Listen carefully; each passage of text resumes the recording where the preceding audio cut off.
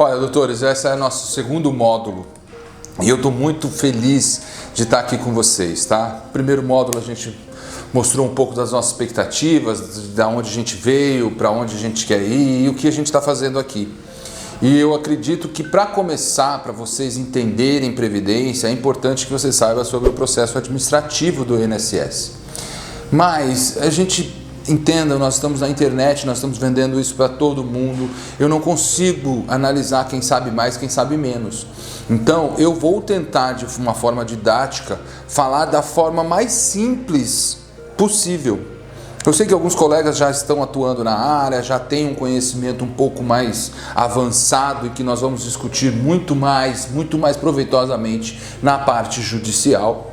Só que existem pessoas que estão querendo entrar no direito previdenciário agora e não sabem nada, não sabem as siglas, não sabem como agendar, não sabem absolutamente nada. Então eu gostaria de iniciar pelo começo, como todo mundo sabe. Vamos iniciar para as pessoas entenderem como é que funciona o INSS, como que é, quem são os segurados e quem é o nosso público que nós vamos começar a ganhar dinheiro, né? Então, importante, doutores, vamos lá, é saber como se posicionar perante a Previdência. Quais são os tipos de Previdência? Quem sabe aqui quais são os tipos de Previdência que nós temos? Este tema é importantíssimo, porque quando você souber diferenciar qual tipo de Previdência que a pessoa está inserida, é aonde você vai separar o direito dela. E a melhor forma de se fazer isso é você entendendo, de uma vez por todas, quem é que está no INSS, quem está no regime próprio e quem paga a previdência privada, porque são esses três modelos em que vocês têm que saber a diferenciação. Vamos lá? Regime geral da previdência, que é o RGP, que é conhecido pelo INSS. Os institutos de previdência próprios dos estados e dos municípios, aonde são geridos as folhas de pagamento dos estados, é um INSS só que do estado ou do município. É onde o gestor arrecada as verbas previdenciárias, mas em vez de depositar no INSS, isso é depositado num fundo próprio chamado regime próprio de previdência. E existe ainda a previdência privada, que são as instituições bancárias, das quais elas fazem um acúmulo daquele valor seu e você pode buscar depois de alguns anos, você pode receber esse dinheiro no monte ou em parcelas para poder agregar ao salário que você recebe ou do regime próprio ou do regime geral de previdência. Ou seja, é importante que você tenha isso bem na sua mente. Quem que paga o funcionário público? Quem que paga o cara que tem a CTPS assinada? Aonde está indo as contribuições dele? Se você souber dividir isso, você já sabe quando é INSS, quando é regime próprio, o que é contra um banco ali. Então, é importante, anota isso agora. Nós temos três tipos de previdência.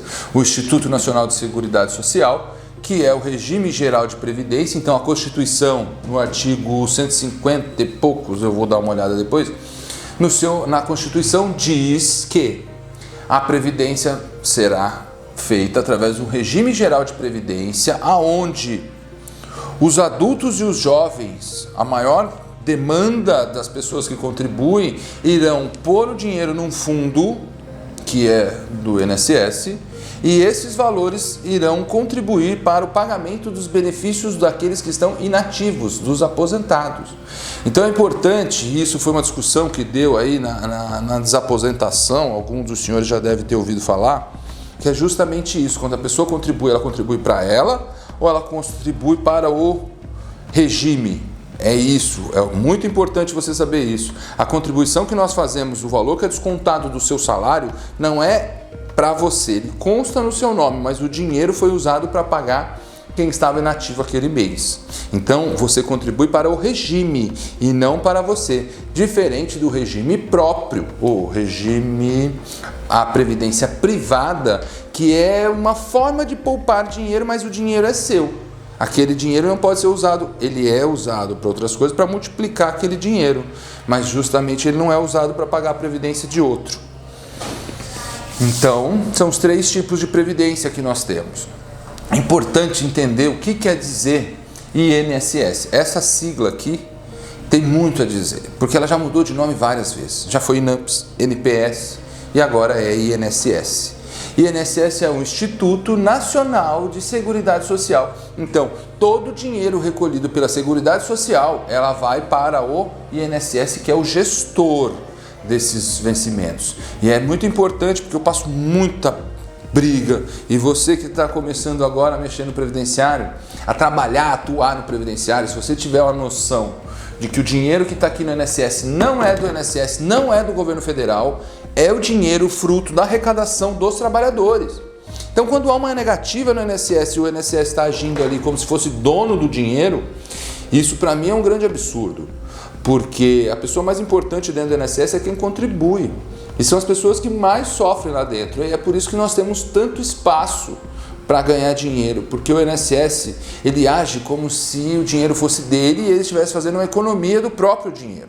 Só que quem requer no INSS, ele é detentor de um direito, ele não está pedindo favor.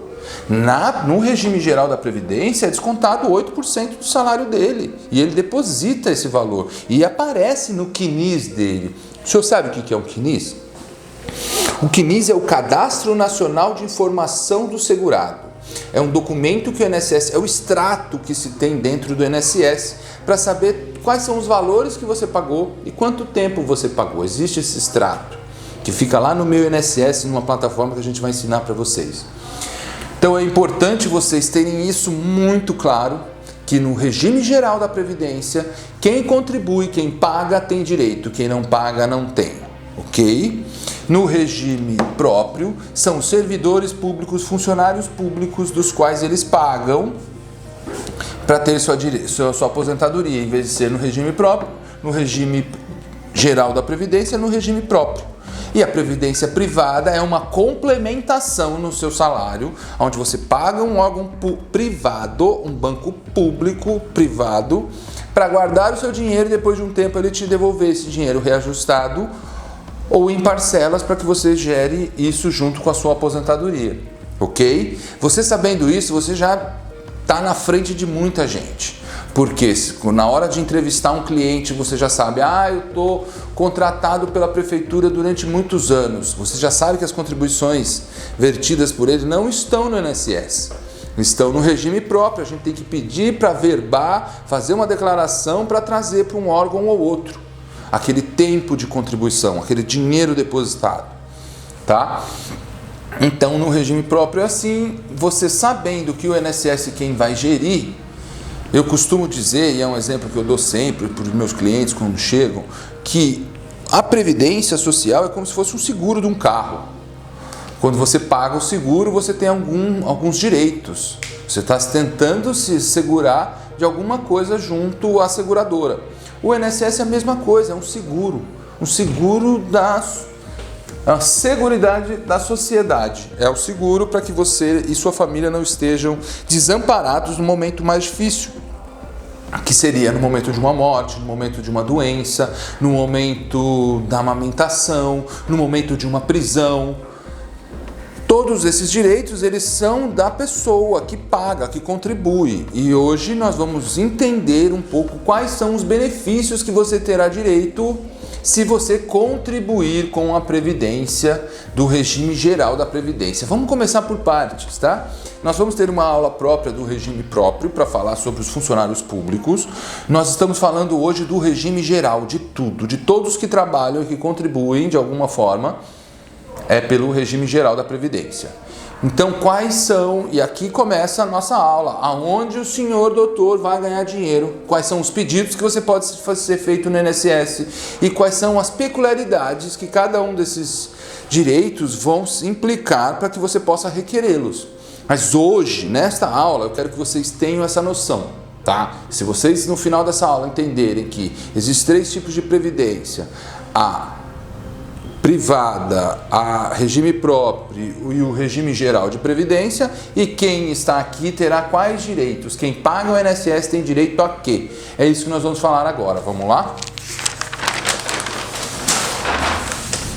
Se você ou seu cliente sentou na sua frente, vai contar uma história, escute a história dele, deixe ele falar, faça rapport com o seu cliente, escute, entre na mesma sintonia dele, deixe ele falar. Idoso gosta de falar, vamos deixar ele falar, para a gente poder saber aonde a gente vai colocá-lo dentro desses direitos. Quem vai dizer onde está o direito dele é ele mesmo.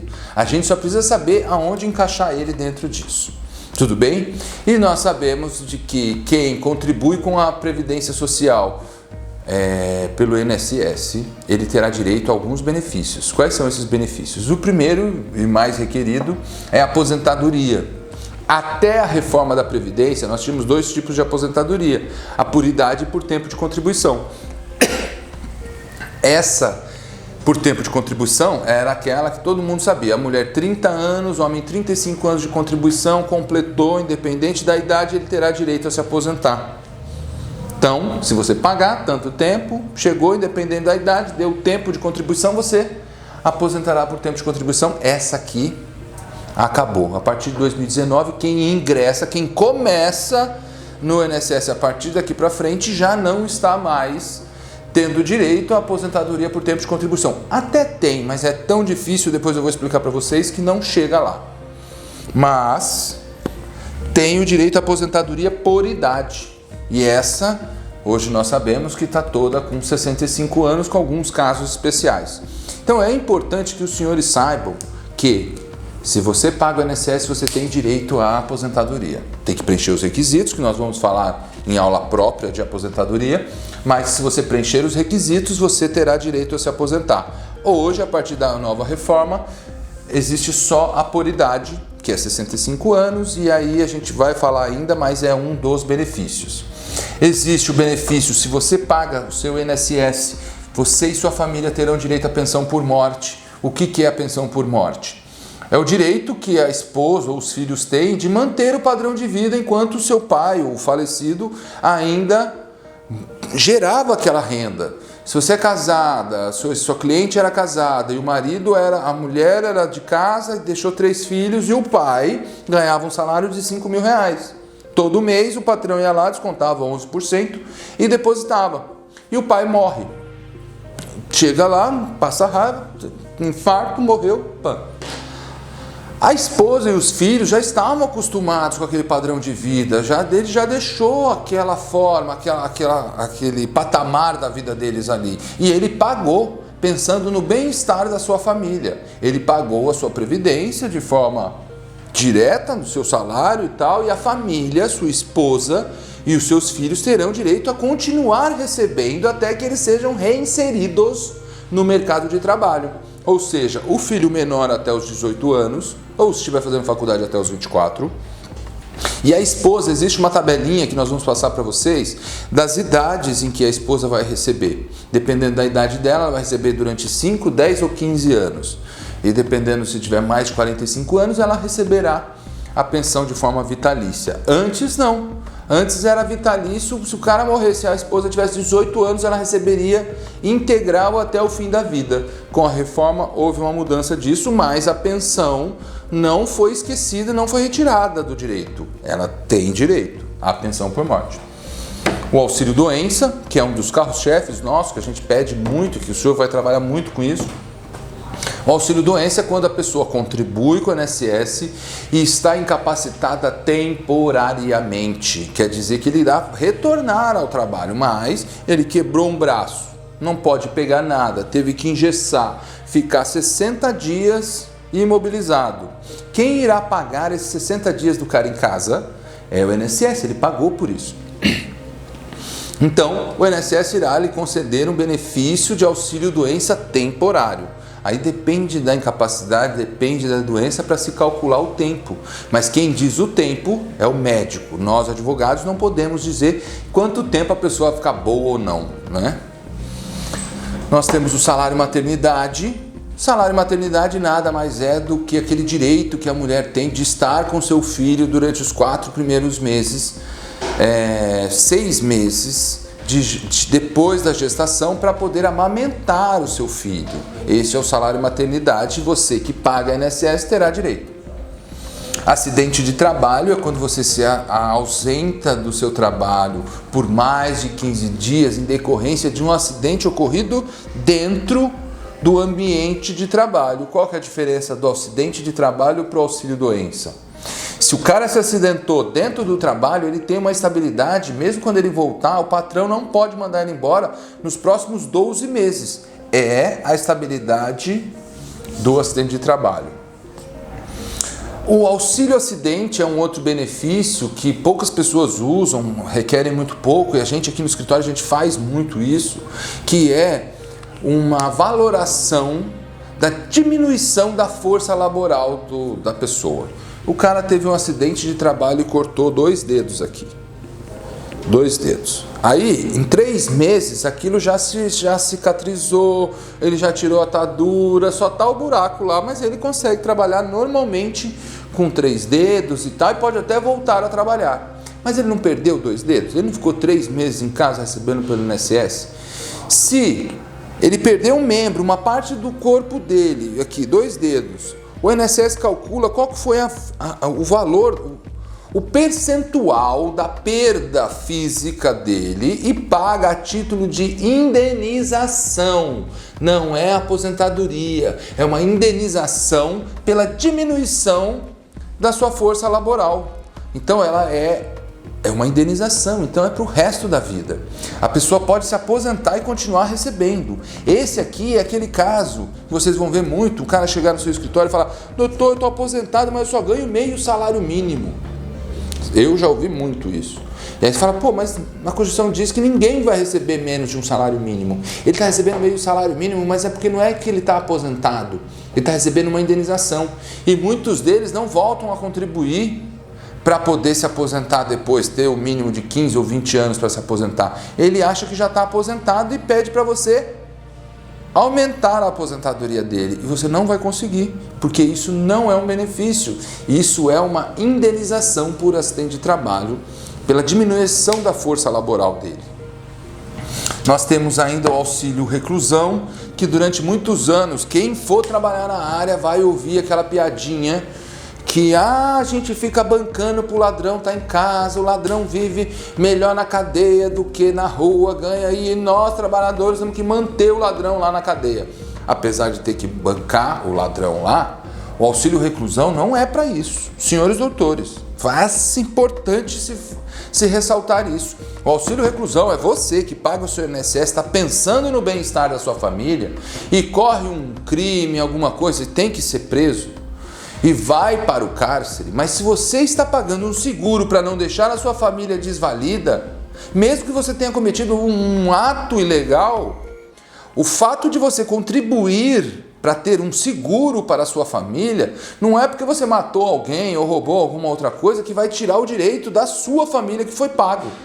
E esse é o auxílio reclusão, é o direito que o trabalhador paga para que quando ele vá preso, a sua família esteja segurada. E muitas das vezes você vai ouvir na internet, eu mesmo já vi várias vezes no Instagram e no Facebook, que esse valor a família ganhou porque o Estado é bonzinho. Não, nada disso. Ele pagou para ter esse direito.